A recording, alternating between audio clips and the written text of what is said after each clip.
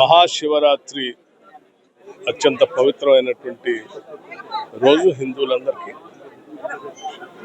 ఈరోజు రాష్ట్ర వ్యాప్తంగా కూడా ఈ పర్వదినాన ఆ పరమశివుడిని దర్శించుకొని ప్రజలందరినీ చల్లగా చూడమని, ఈ రాష్ట్రాన్ని సుభిక్షంగా ఉంచేటట్టుగా రాష్ట్ర ఆదాయ వనరులు పెరగటమే కాకుండా కుటుంబాల ఆర్థిక స్థితిగతులు కూడా పెరిగి వారి జీవన పరిస్థితులు మెరుగుపడి ప్రపంచంతో పోటీపడే స్థాయిలో తెలంగాణ రాష్ట్రం 2047 విజన్ డాక్యుమెంట్ ప్రకారం $3 ట్రిలియన్ ఎకానమీ దాకా ఎదిగే స్థాయిలో ఈ రాష్ట్ర అభివృద్ధి జరగాలని చెప్పి ఆ పరమశివుడిని కోరుకోవటం జరిగింది.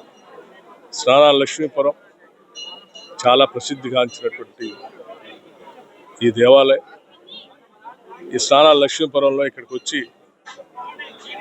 ఈ నదిలో స్నానం ఆచరించి వారు కోరుకున్నటువంటి కోరికలన్నీ నెరవేరుతాయనేటువంటి ప్రగాఢమైనటువంటి నమ్మకం ఈ ప్రాంత ప్రజలందరికీ ఉంది.